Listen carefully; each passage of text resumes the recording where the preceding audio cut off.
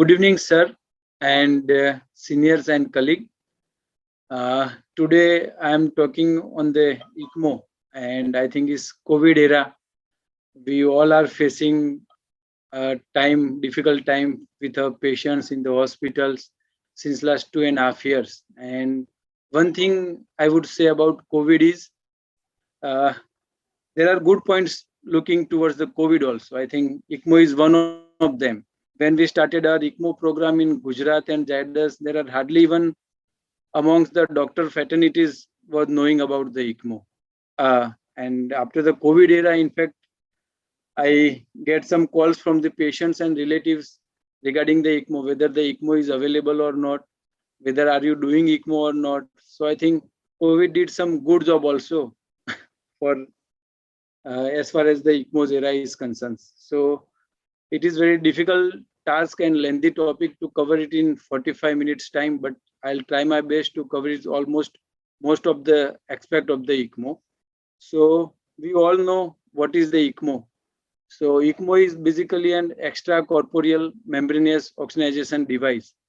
So per name suggests extracorporeal means outside the body, and it works like a peripheral heart and a lungs. And it is a device, it is not a treatment. So it give a stabilization to a sicker patients in ICU and to sustain their lives, who are struggling for their life, and give a rest to the heart and lung according to the which type of ECMO are you using. Whether it is a VV ECMO, it's give a partial support, and if we considering a VA ECMO, it is a full support to heart and lungs. So it is a mechanical device which provide a proper oxygenation and circulation to the body from the outside of the body. It's work like a bridge therapy for those patients who are suffering from the chronic lung disease, or the whosoever are suffering from the chronic heart diseases and they are impending for their transplants. So for those patients, this device work and bridge therapy. Of course, it is not a routinely used in our ICU times also. So whenever patients are very sick, whosoever are suffering from severe ARDS, severe sepsis, ECPR, so it is not a routine therapy in ICU which we use. So it is a rescue therapy. Sometimes we use as a retrievals for the organs also. So sometimes it gives us a time. So it is devised to buy a time for the patients to recover for the underlying diseases. And of course, it is not a one-man show. It's required a whole team, starting from the class 4 attendants to a ECMO nurse, a ECMO physiotherapist, definitely a perfusionist, and ECMO physicians in the ICU. So it is not a one-man show. It is a teamwork which required a proper geared up team who can take care of a sicker patients in the ICU. And initial eras, yes, it was a bread and butter for the surgeons, specifically for the CVTS. And they were doing only a central ECMO. So whenever they are doing their cardiac surgeries, open heart surgeries. So basically in initial eras, is somewhere in 1970s, 1980s, it was a OR machine only. In nowadays, after the H1N1 pandemics, after the COVID pandemics, even in India also, it's become a, not I must say routine, but people are aware and using in the routine ICU. We can use during the transport also. So patient can be transported with using these machines also, ECMO machines. So this is a brief introduce about the ECMO. Next slide is on the goals.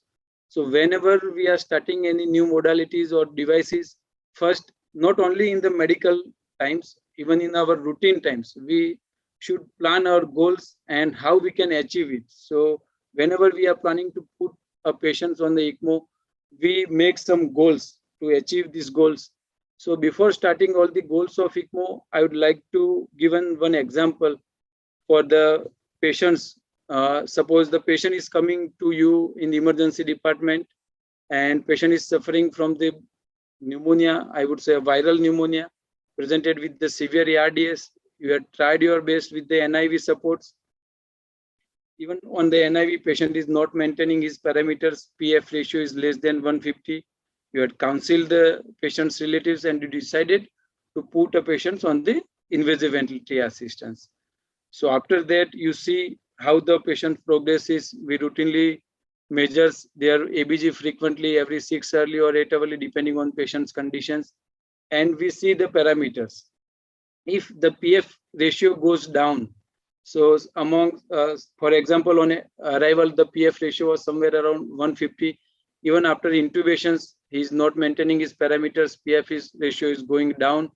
You change your ventilative parameters according to the latest ARDS need criteria. You set your goals. Despite of all these measures, patient is not maintaining saturations. So what is next? Then the hope comes when you have a ECMO machines. Because we all know in ICU, sicker patients with severe ARDS, there is not much difficult to manage oxygen, but at the end time, it is very difficult to manage a carbon dioxide levels also, because once the time goes, it is very difficult to achieve even permissible hypercapnia. Sometimes the patient's going beyond that. So CO2 start retaining, and after the CO2 retentions, we all see in our routine ICU patients start dropping in the urine output. So patient become oliguric. Once the CO2 start retaining, what will happen? There will be a derangement in the pH. So the patients become a respiratory acidosis followed by the metabolic acidosis. Then the cascades of the all other organs who are going in failure mode day to day. So it is very difficult to manage. And then the patients require inotropic support. Then on the third day, fourth day, fifth day, patient is sedated, paralyzed, nose maintaining parameters. So ultimately the multi-organ failures and the ventilator-induced lung injury. So these routine cascades we see in our routine ICU patients. So when we start putting these patients on the ECMO, we have some hope, and we target we achieve two goals putting a patients on the ECMO. So whenever we patients put on ECMO, it's provided tissue oxygenations, it's improved the gas exchange, it's allowed normal metabolism, so it's not hurting much of heart and lungs, it's prevent a multi-organ failure, and ultimately the inotropic requirement goes down, so patients improved from the anaerobic metabolisms also, and ultimately it's give a rest to the heart and lungs, because once we put a patients on ECMO supports, we gradually decrease our ventilator settings also. So these are the goals whenever we put a patients on the ECMO therapy. Next is on basic principle, how ECMO works. Next slide is, yes, it is a basic principles.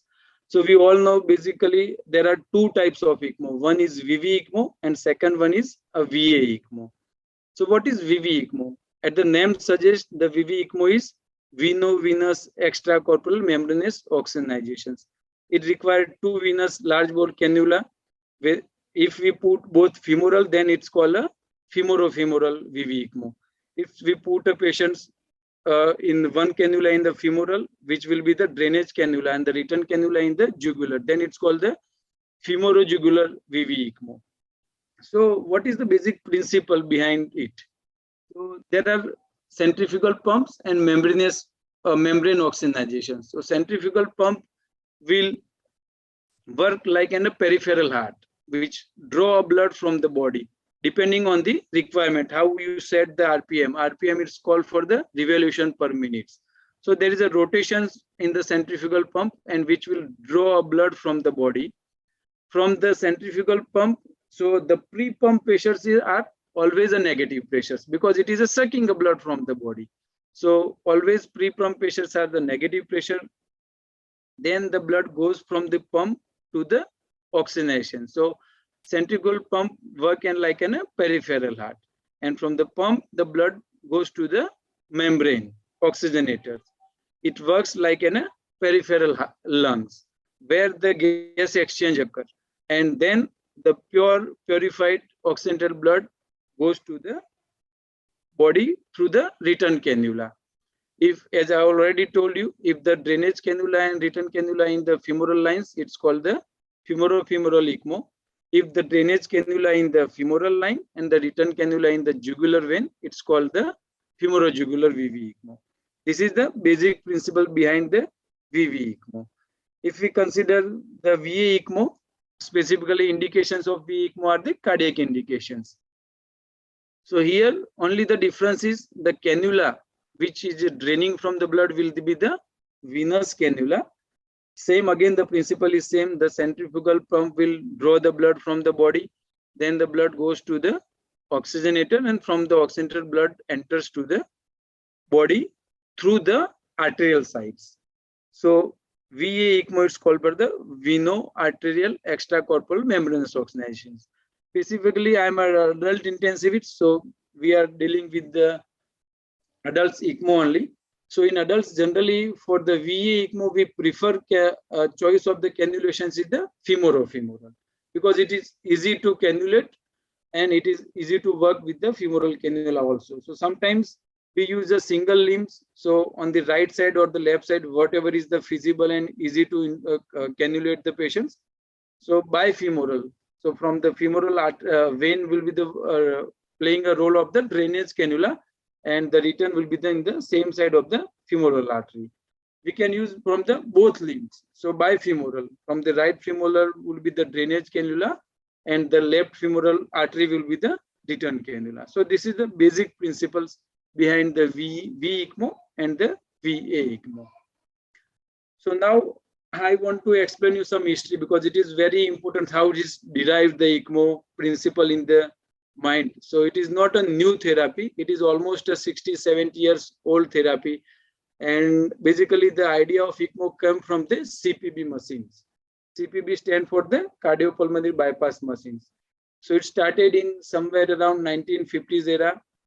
And the Professor John Gibbons is the father of the CPB machines.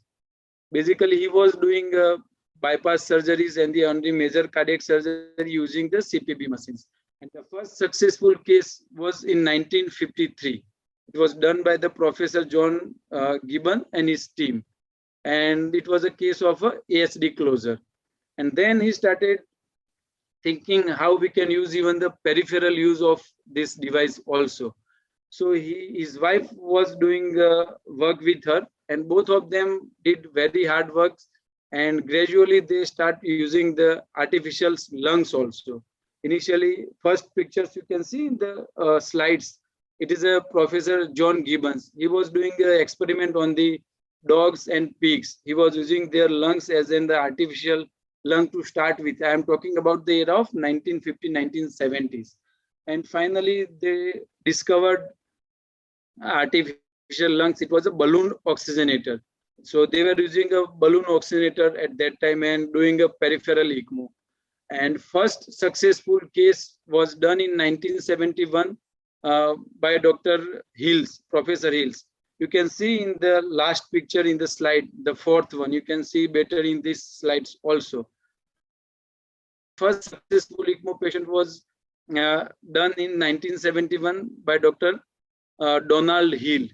You can see the oxygenator here. This was a large drum size oxygenator they were used. This was the case of a motorcycle accident, and during accident he got his aorta ruptures. So they did a surgery in operation theater using this VV ECMO machines, and patient was on ECMO machine for at least 7 to 5 days, and they gradually wean him from the ECMO machine. So this was the first world's successful adult ECMO case. Second successful pediatric case was in 1972, and very interesting story. In 1975, it was done by Dr. Robert Butler. He is a father of ECMO. He did lots of trial on ECMO machines. He is a pediatric surgeon, and you see in the second photograph the baby. It is a small baby, a newborn baby. It was basically an abandoned baby, and she was suffering from the circulatory failure, pulmonary circulatory failure, persistent circulatory failure syndrome. And first was the case, he did a VA ECMO, and the baby was survived after that. And he named the lady, the girls, was the Esperanza. It is a Spanish word, and the meaning of Esperanza is hope. And she is still alive. She is almost 40-year-old right now, and she is doing a coordinated job with the family and between the doctors. So still she is alive, and Dr. Robert Butler is standing with him in the third photograph. And I met him in 2018. He visited India in a National ECMO conference. He's a very renowned ECMO specialist in the world, and he's a father of ECMO. So this is all era started in 1917, 1975. So in Western world, people were using ECMO in 1990s up to 2000 years. If I give a brief history of ECMO in India, it was very difficult to start. Even in India, people had started doing ECMO by the CVTS surgeons. And up to 2005, there were only 2 centers in India. One was the AIMS, Delhi. Dr. Poonam Madam, if you remember his name. Her and team is doing ECMO jobs to start with in India. And second center was the Narayan, Hyderabad. So both were doing ECMO machines, but it was used limited in the OR rooms, and specifically they were doing a central ECMO. So it was bread and butter for the CVTS. And after 2010, 2008, I must say, Bombay's team, Dr. Venkat Goyal and Dr. Pranay Oja, started doing VV ECMO, specifically in the H1N1 pandemics.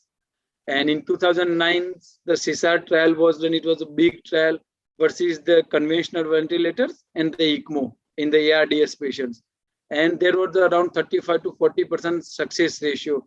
And then the ECMO era started using in the intensivist subgroups also. And in 2010, they established the ECMO Society of India. And now almost 12 years down the lines, and people started doing peripheral ECMOs, and the intensivists started doing the ECMO programs also. If I give you a brief about our Gujarat ECMO's trial and history. First ECMO was done in Gujarat in 2040. We did our first case at a Sterling hospital. My mentor and madam, Dr. Pratibha Dilip, we started doing ECMO in Gujarat. It was the first case. Of course, the selection was not very good. The case was the CLD, and I still remember he was actually died finally. We lost him, but he was known to a anesthetist and a renowned anesthetist from the Ahmedabad. And they were very keen कि नहीं हमें ECMO करना भी है, whether the positive result will be there or the negative results. So we called a team from the Bombay, and still I remember at that time it was occupying 2 beds, because in initial time patients of course require a ventilatory support as well as the ECMO supports. So it will require 2 oxygenation ports. So in routine ICU we have only one oxygen connector port. So we were using 2 beds at that time. And of course, the selection was not very good, but it was our first case, and he sustained on the ECMO around 7 to 10 days. And he was the ALD case, so there were lots of issues related to bleeding, and we lost it. And then the ECMO era started in Gujarat. And right now, I did almost 16 cases so far. Maximum cases were the VV ECMO, and the cases was from the ARDS and the viral pneumonias. And around 25 to 30% success rate are there in our team. And first 2 ECMO was done under the guidance of the Riddhi Vinayak team. Of course, Dr. Pranay Oja was coming here and looking after the patients. And after that, now we are doing our independent ECMO program, and we are running our ECMO program successfully. We have currently 3 machines in our ICU. And in COVID times, we did somewhere of 5 patients, and 2 are survival from the ECMOs. And the longest ECMO run in our patients was the 82 days ECMO. So this is brief about the history, how ECMO era was started in the world, then in India and in Gujarat, in our states. So this was the initial stage. We look at the ECMO machines, the large size, almost a drum size of oxygenator is there. And it was difficult to transport a patient even with the ECMO support. It is very difficult to identify in second picture where the patient is.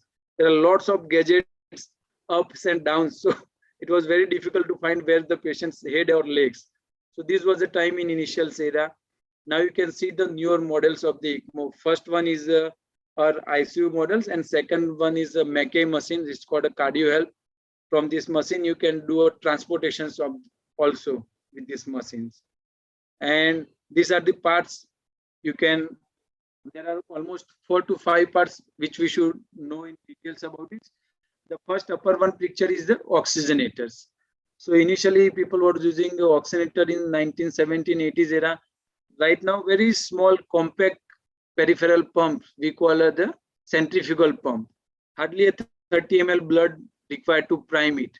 And very smooth run is there. So it is a head pump of the ECMO machines. The second upper one is the oxygenator. It is a Mackay Quadrox pediatric oxygenator is there. So it is like a peripheral lungs which purify blood, and there is a maximum gas exchange can occur there. Remember this picture, there is a 4 connectors are there. So one is a inlet cannula, the second one is a outlet cannula for the blood, and second one is a gas connector. So inlet of the gas and the outlet of the gas. In the first picture, you see the tubings. The first blood is coming, it is a dark color blood, and second one, the outlet is a almost a red color blood. So the first one is the inlet of the oxygenator, and second one is a outlet. The third picture is a console of the ECMO machines, where we see the RPM. You see 23250 number is there. It is a revolution per minute. You have to adjust with the big knob. So this called the revolutions, RPM you have to adjust, and according to the RPM you will achieve the flow. If you see the number 4.25, it is a blood flow. So this is 4.25 liter blood is draining every minute from the patients, and through the pump, going through the oxygenator, and through the return cannula, it is coming to the patient's body. The last and fourth picture is the blender. You see the 3 knobs are there. The first till one knobs is the FiO2 regulators from 21 to 100. So depending on the patient's requirement, we adjust the oxygenator, and nearby the oxygenator 2 black knobs are there. One is liter per minute. It is a it is a flow of the mixture. So you adjust the flow. So there are 2 knobs. The first I told you the oxygenators. So depending on the FiO2, you adjust the FiO2 on the oxygenator, on the blender. And second one, the black wala knob is a flow meter. So you adjust the sweep gas depending on the CO2 levels. So it is understandable. Depending on the oxygen, you adjust the FiO2, and depending on the CO2 level, you adjust the sweep gas. So this is the main 4 parts of the ECMO machines. Next is the cannula.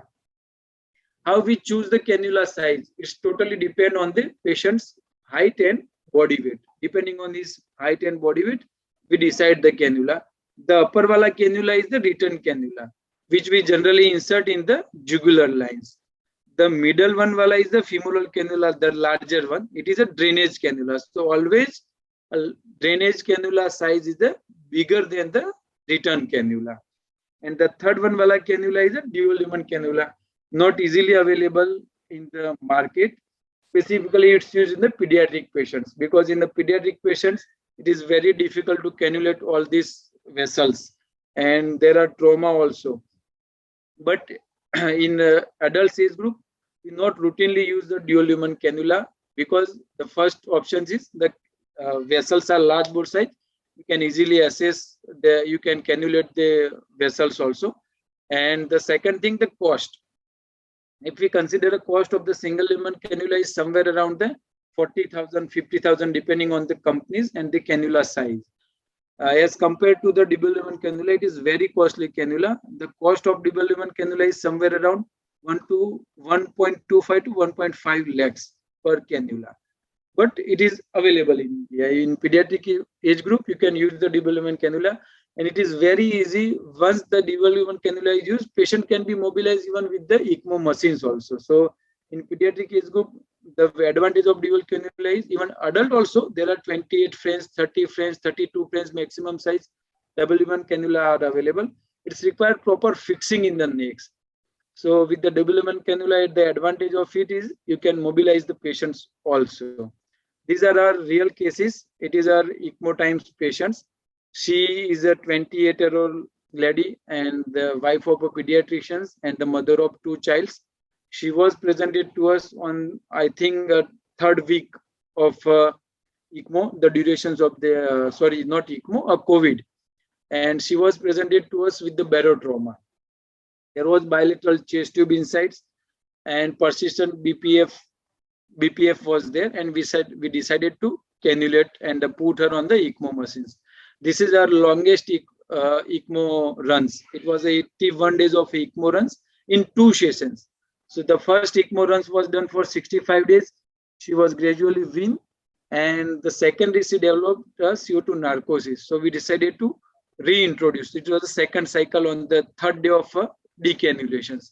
So on the 3rd day of decannulation, she started deteriorating, and we put her on the same femorojugular VV ECMO, and it was second run was almost for the 20 or 25 days somewhere. And see, we can mobilize our patients even with the femorojugular cannula also. She is behind her is a physiotherapist doing a very good job. She is a ECMO physiotherapist, and our lovely nursing staff doing their good job. So patients can be mobilized with the ECMO supports also. Definitely it's require lots of dedications, and patient should be awake. See, in the first picture, the patient was weaned off from the ventilator support. She is on the T-piece, and she is mobilizing with this T-piece and the ECMO supports. And you see the on the head, the specific bandage which required a holding of a cannula, because almost 5 liter, 6 liter flow is flowing inside. So cannula is moving throughout.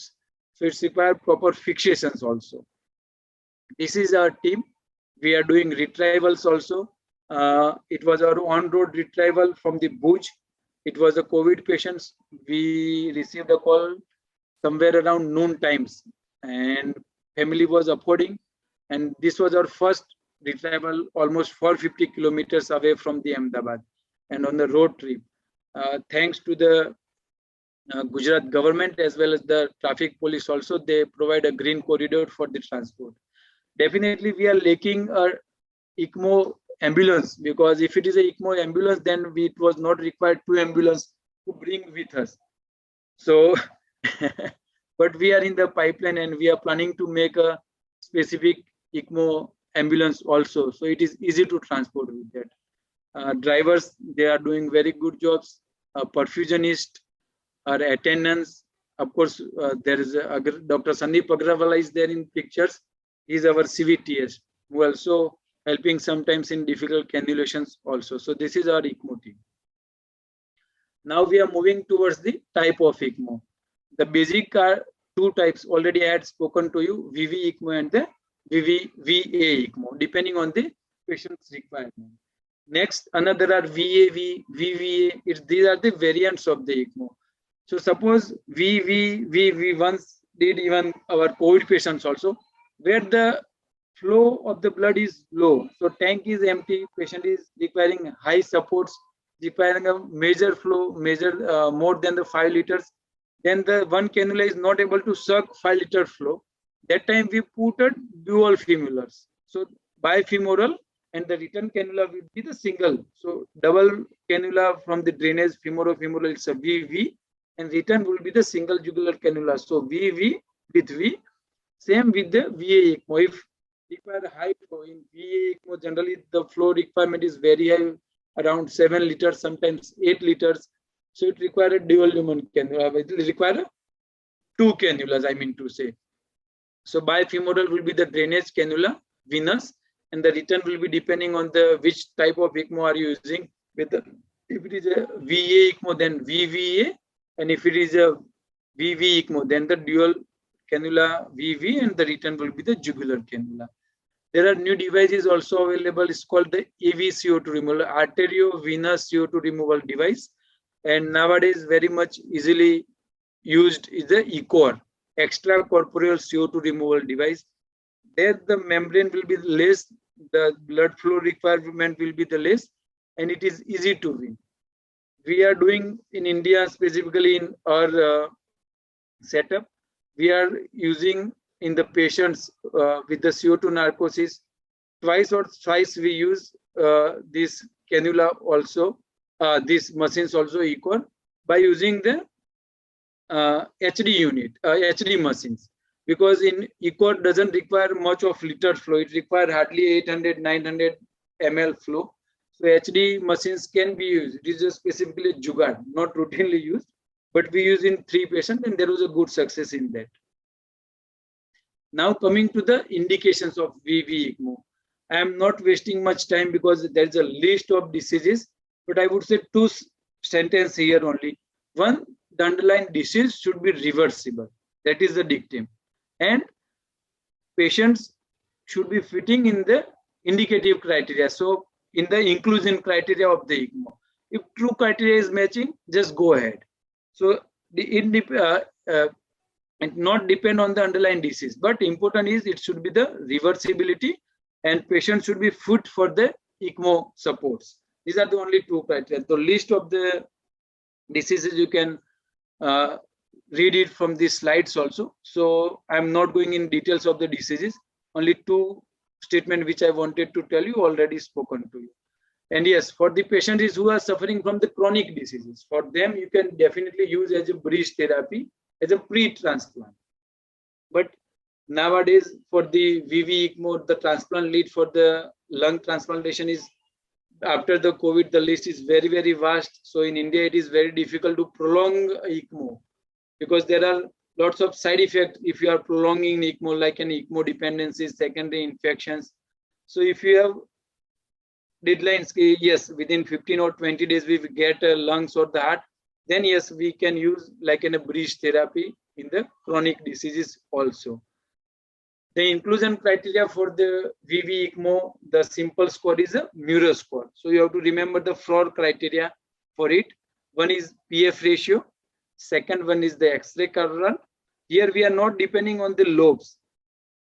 We have to just divide the X-ray in the 4 quadrant.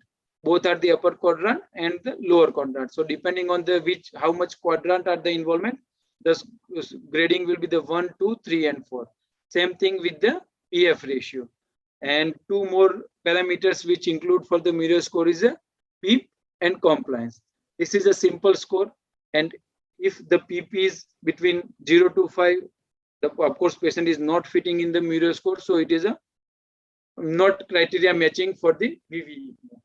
So same thing with the compliance, you can calculate from the difficult calculations already there available for the some hybrid ECMO hybrid ventilators are there where you get directly compliant from the monitors also.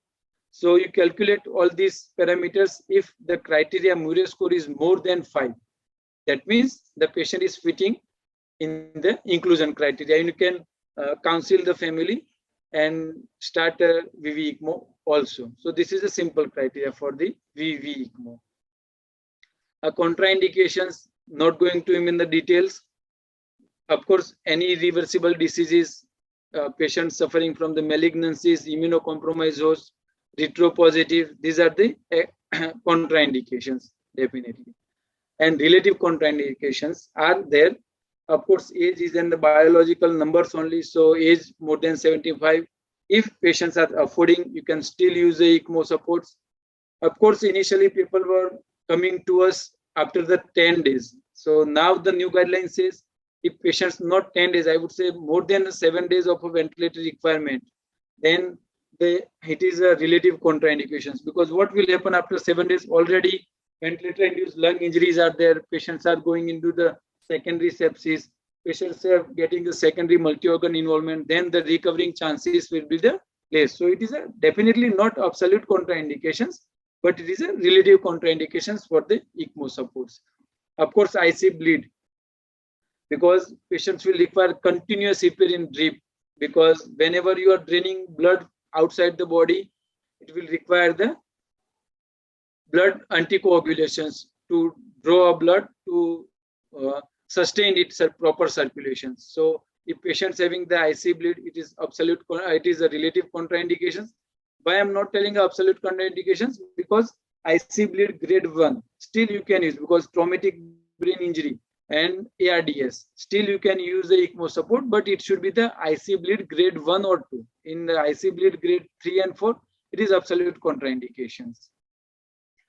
Active bleeding from the non-compressive side, yes, you have to first settle this part, and then only you can consider him as for the ECMO supports. So these are the relative contraindications. Same indications for the VA ECMO are from the cardiac sides. Any reversible cardiogenic shock, if patient is suffering from the viral myocarditis or any myocarditis, not only in the viral, any of myocarditis, patients are presenting 2 years with the cardiogenic shock, massive MI, difficult plasties, where you can use as a bridge therapy. Sometimes cardiologists are getting delayed to do a angiography or plasty because patient is unfit. This time you can put a patient on the VA ECMO. It can use as a bridge. You do a plasty, stabilize the patients, and within 2-3 days you can wean a patient from the VA ECMO. In the operation theaters for the CVTS, if there is they are getting difficulties from the weaning of the CPB machines, they can directly cannulate in the OR also. It can use like in the central ECMO. They cannulate from the directly because chest is already open, and they can put a patient on the VA ECMO. For irreversible diseases, patients who are impending for the transplants, they can use as a bridge therapy. Now coming to the very, very important point of the ECMO physiology, because if you don't understand the ECMO physiology, it is very difficult to run an ECMO program. So because the ECMO circulations is different from the native circulations. So how it is different, I'll explain. Whenever you put a patient on the ECMO circulations, patient becoming the dual circulations. He is getting dual circulations. One, it is on native circulations. We all know how native circulations occur. From the SVC and IVC, blood is draining to the right atrium. From the right atrium, blood is going to the right ventricle, and in the pulmonary beds, oxygenations properly occur, then coming to the left atrium, and from the left atrium to the left ventricles, and from the left ventricle it is going to the systemic circulations. This is our patient's native circulations. Now whenever you put a patient on the ECMO, it's becoming the dual circulations. One, I already explained you the native circulation. Second one will be the ECMO circulations. So patient is getting dual circulations. If patient is on the always the ECMO circulations, a native circulation is the pulsatile flow. So there is a systole and followed by the diastoles. So there is a pulse pressure variations. In the arterial line, you see the difference. In the NIBP, you see the difference between the systole and diastoles. So there is a pulse pressure, means the difference between the systoles and the diastoles. Whenever you put a patient on the ECMO supports, it becomes a non-pulsatile flow, because the peripheral heart, which works like in the one which works like in a peripheral heart, it is a continuous flow. So the second name of non-pulsatile flow, it is a continuous flow. So how it's helped in patients? First, I'll explain you for the VV ECMO patients. So what will happen? The drainage cannula will be then the femoral lines. Because of the pumps, it gets the negative pressures, and the blood drain from this body to the ECMO circuits. It goes to the oxygenator, and from the oxygenator it goes to the return cannula, and via return cannula, blood will be drainage to the RA. So what will happen to RA? There will be a mixture of the circulations, the native circulations as well as the ECMO circulations. So in VV ECMO patients, there will be the mixtures of the native circulations as well as the ECMO circulations. So the native circulations is the not properly oxygenated blood. And what will happen? Through the ECMO machine, they will get a oxygenated blood. So because of the oxygenated blood and because of the ECMO circulations, they will get a hyperoxygenated blood to the lungs. So because of the hyperoxygenated blood, there will be a pulmonary dilatations, pulmonary vasodilatations. So because of the pulmonary vasodilatations, there will be a decrease in the PVR. PVR matlab pulmonary vascular resistance will decrease, and because of the pulmonary vascular resistance decreases, there will be a less displacement of the septum. So because of the less displacement of the septum, there will be a improve the LV functions. regarding the LV functions, if LV function will improve, then the native circulations will improve and it will indirectly help in the patient's recovering. So are you getting my point how the VV circulations occur? Yeah. Yes, good. So this is about the VV circulations is indirectly improving the LV functions. It improves directly the pulmonary circulations. It's improved the indirectly the healing process and gradually you wean the patients from the VV ECMO. If we consider about the VA ECMO, so where the return cannula will be the arterial cannula and preferably in the adults, it will be the femoral arterial cannula.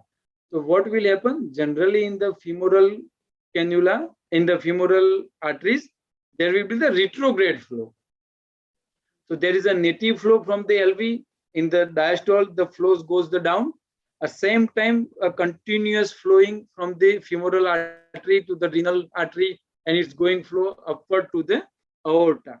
So there is, first we should understand the net circulations. So what is the net circulations? Where the mixtures of the native circulations and the VV circulations.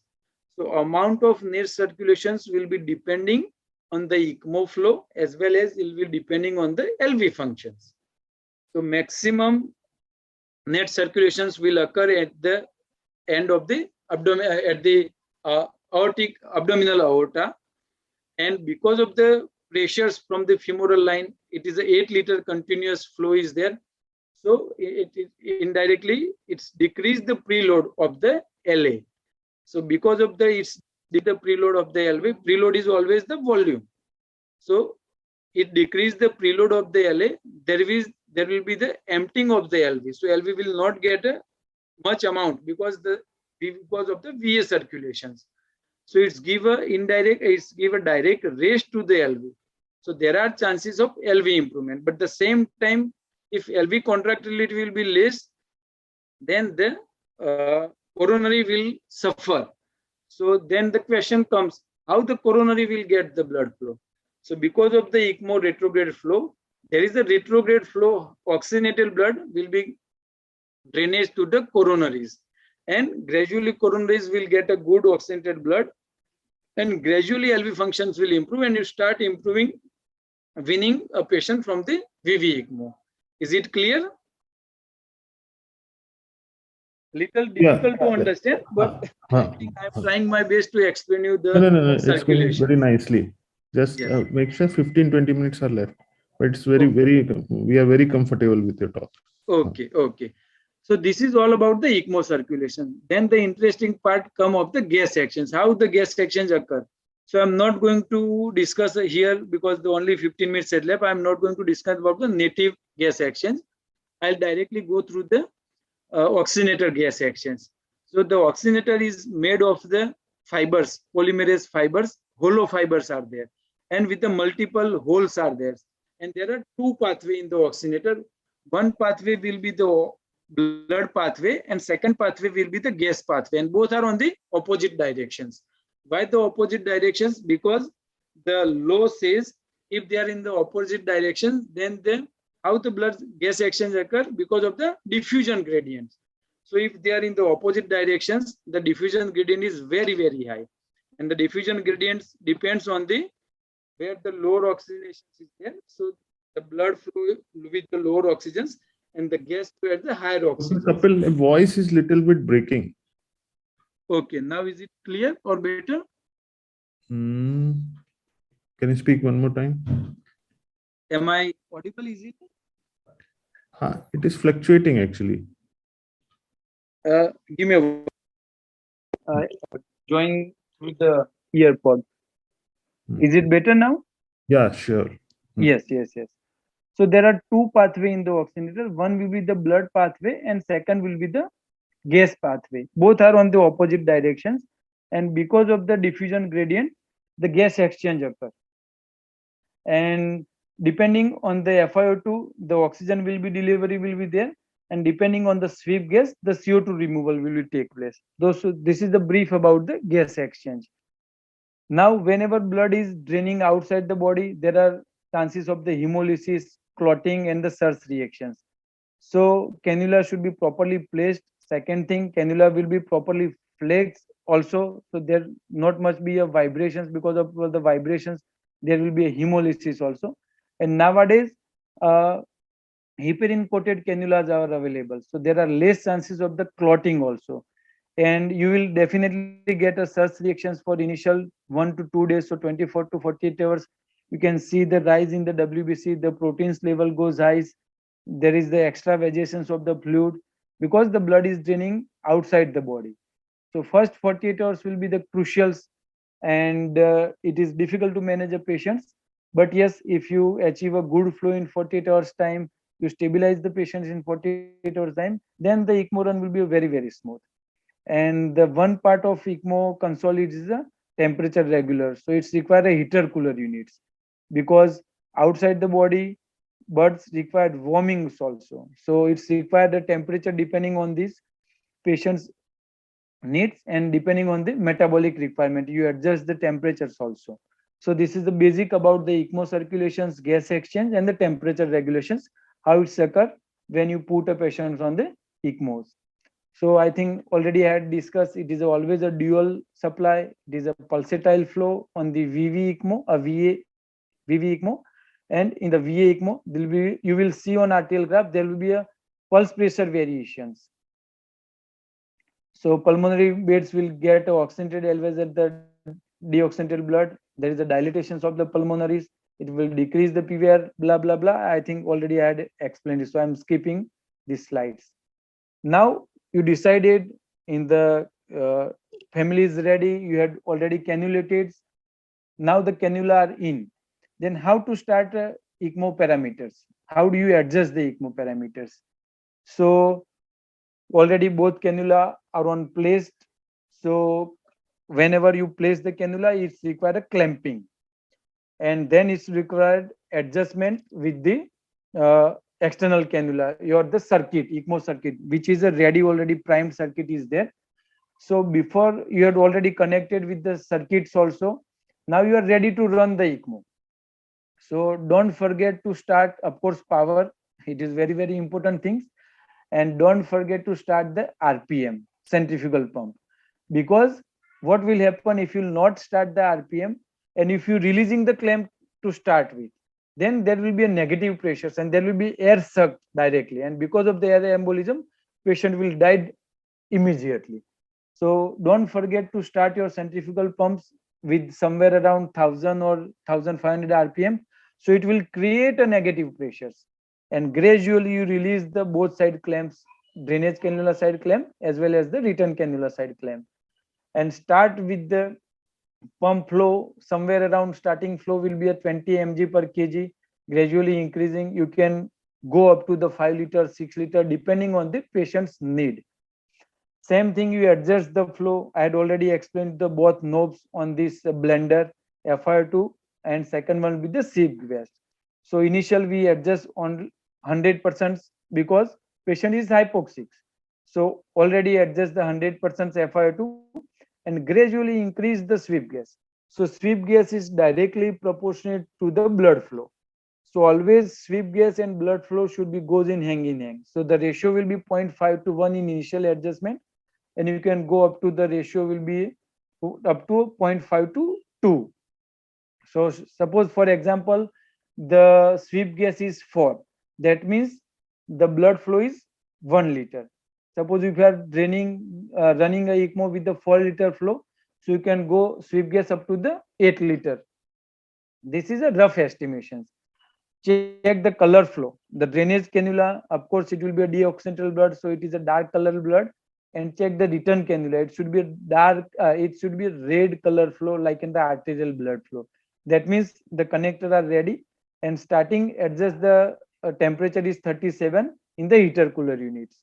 So this is the initiations of the ECMO.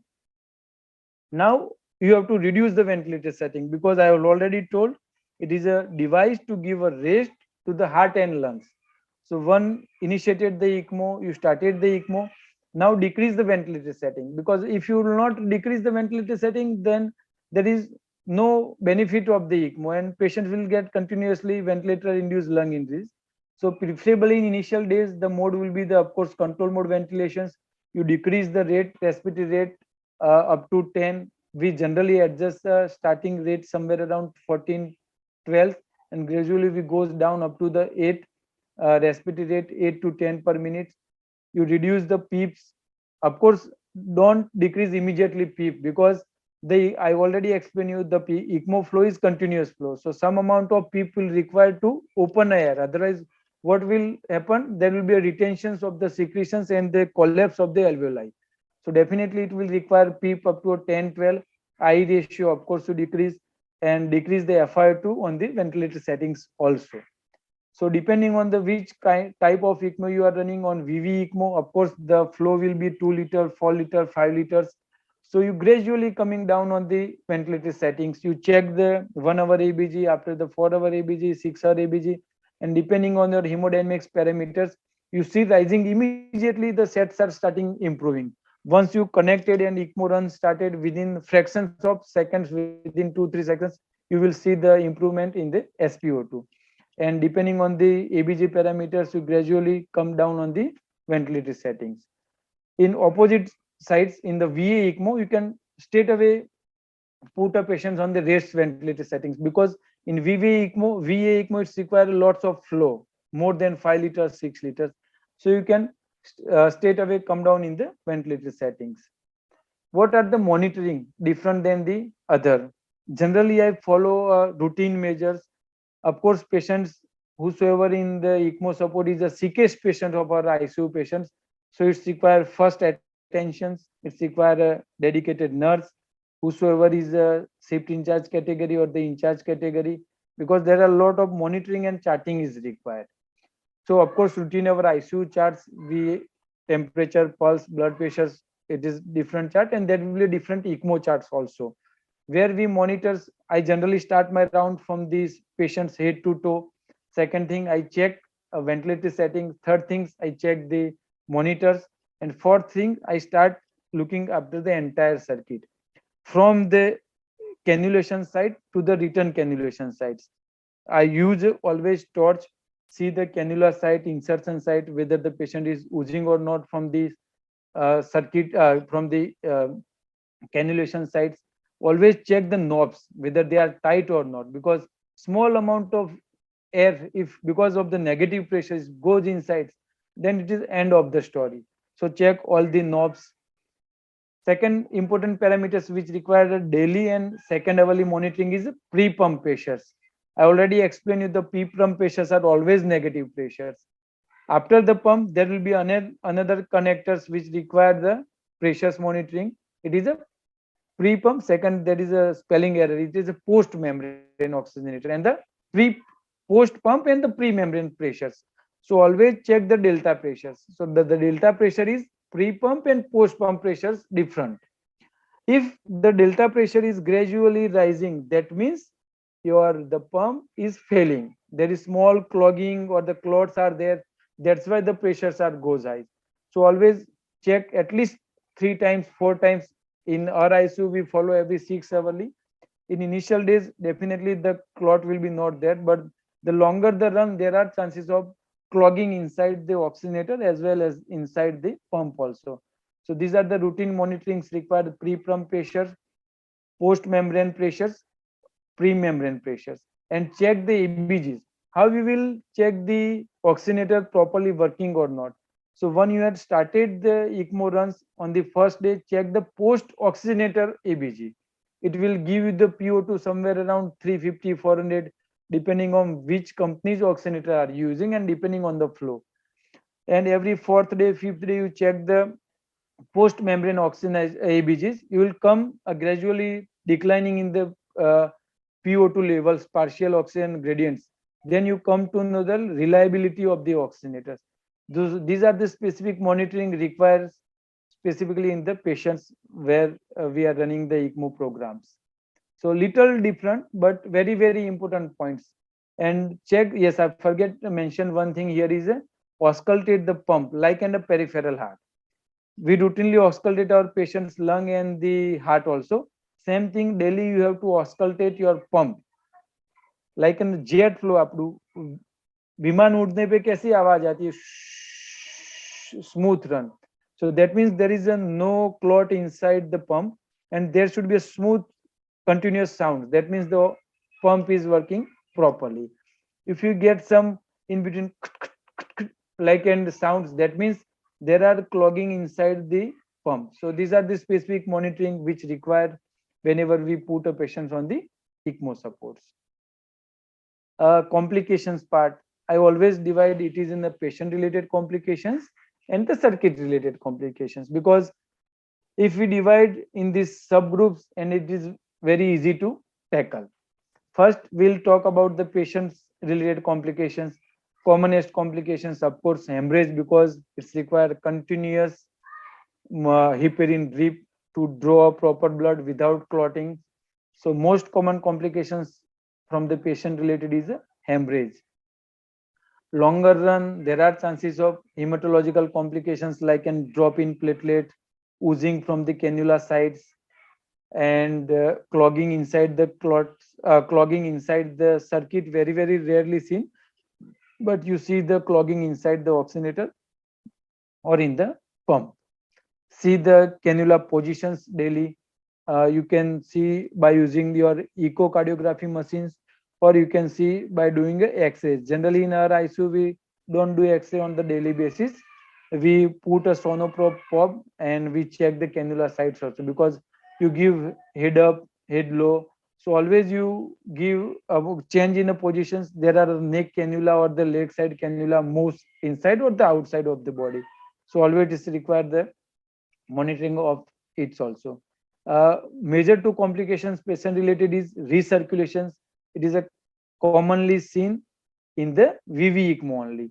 And the north-south syndrome, it's Harlequin syndrome. The another name is, the author name is Harlequin syndrome. It is seen in the VA ECMO. I'll explain you in the later side. And the limb ischemia. Limb ischemia is commonly seen in the VA ECMO, because you cannulate the arterial side, then the distal side of the limb will get a less flow. So always whenever you do a cannulations on the arterial side, it's always require the distal cannulations with the 5 French or the 6 French, so that from the ECMO cannula it will get a retrograde flow to the distal limbs. Then you can achieve a proper circulations in the distal limbs to prevent the limb ischemia. Of course, large bore cannulas are there, so there are secondary infections also, and not the least but the ECMO dependency. Yes, also very judiciously handled with the care because of the ECMO dependency, because ultimately the goal how to treat is only a transplantations. No other options are available, or we withdraw the supports, which is difficult to do after almost 2-3 months runs. Machines related complications, I think already explained: clot formations, oxygenator failure, heat exchanger failure, or machines, because these are all machines, so likely to get fails also. So we have to require checking, require the time to time change of the oxygenator, time to time change of the pumps also. Plasma leak, not routinely seen. Air in the circuit, if you are handled with the care your patients, and cannula sites, not routinely seen.